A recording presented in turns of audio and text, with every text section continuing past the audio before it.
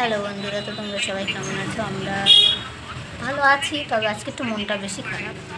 তার কারণ হচ্ছে আজ আমার শাশুড়ি মার মৃত্যুবার্ষিকী,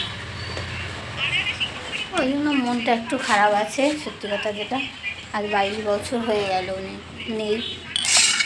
তো যাই হোক, এমনি কিছু করবো না, তাও একটু ফল মিষ্টি দেওয়ার ইচ্ছে আছে, দেখি কী করা যায়। আর হচ্ছে গিয়ে আমার দেওয়ারও বাড়িতে নেই, তো ওই জন্য আর এসে করলাম না। অনুষ্ঠান কিছু করবো না, এমনি কীর্তন দেওয়া হয় মাঝে মাঝে, প্রত্যেক বছরেই যে দেওয়া হয় তা না। যে বছর কীর্তন দিতে পারি সেই বছরই কীর্তন দিই, আর না পারলে আর দিতে পারি না। একা একা সব দিকে সামলানো তো দেওয়া যায় না। যাই হোক, তো রাত্রেবেলা একটু ফল প্রসাদ দেবো। আর আমার শাশুড়ি মারা গেছে 22 বছর হয়ে গেছে, 22-23 বছর হয়ে গেছে।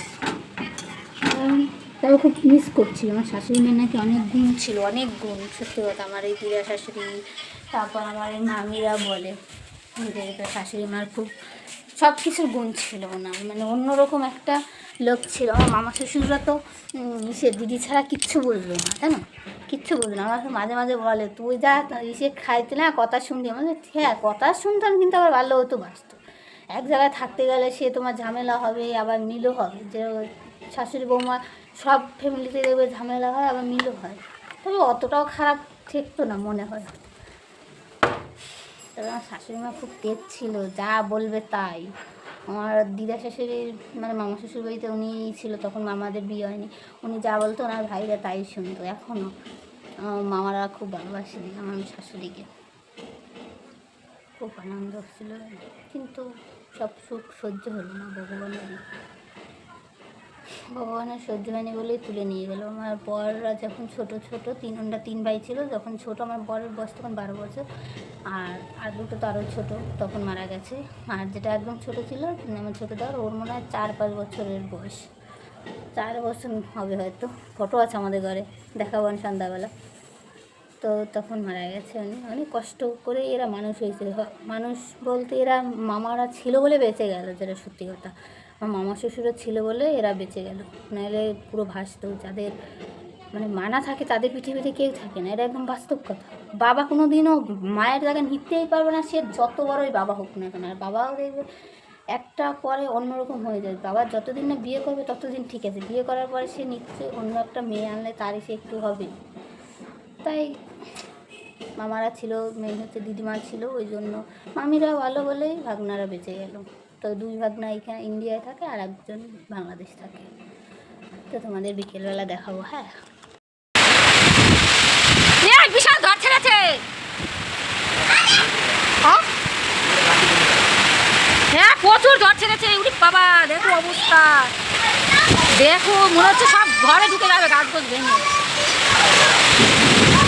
এবার ওইগুলো গুছা বাবা, তুমি তাড়াতাড়ি একটু খেয়ে নাও, দেখো অবস্থা। এ বসেছে খেতে, এদিকে কাজ দিয়েছে, আর এদিকে নামিয়েছে ঝড়ে, মানে শুধু চিল্লাচ্ছে মেয়েটা। কি করলো,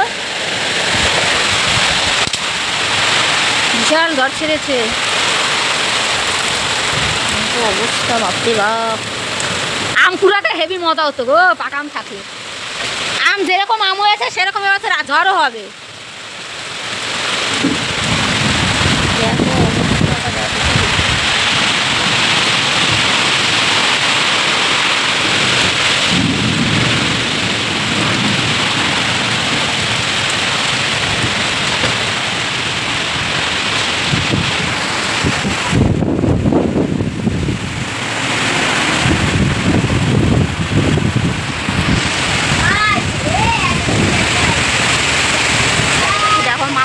সেই ঝড়ের মধ্যে কোথা দিয়ে বাবা, এই ঝড়ে কোথায় গেছিলা?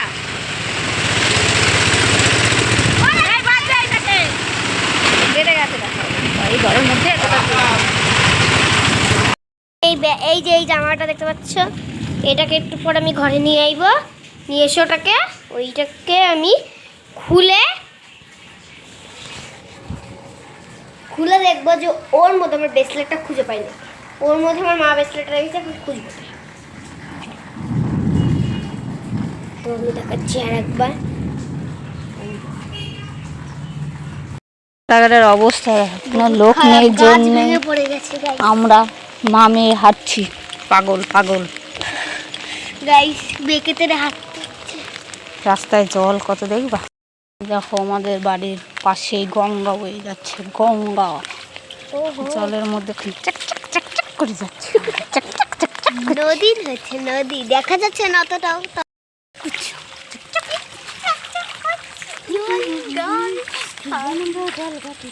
এই হচ্ছে আমার শাশুড়ি মার ফটো, এই দেখো। আমার বাবাকে একটু দেখা ওখানে কে। এইটা হচ্ছে আমার কর্তামশাই, এটা হচ্ছে আমার ছোট দেওর, আর এটা হচ্ছে মেজো। আর উনি হচ্ছে আমার শ্বশুর মশাই, উনি হচ্ছে শাশুড়ি মা, আর ওনাদের দুজন চিনি না। এই এরে চিনি, এই একটা মাসি হয়, মাসি শাশুড়ি, আর ওনারে শুধু চিনি না। তো 22 বছর হয়ে গেল। শাশুড়ি মা তোমার খুব মিস করছি, থাকলে হয়তো অনেক ভালো হতো, ছেলেগুলো আরেকটু ভালো হতো, বড় ছেলেটা অন্তপক্ষে আরেকটু ভালো হতো। কাকা তো আরোই ছোট।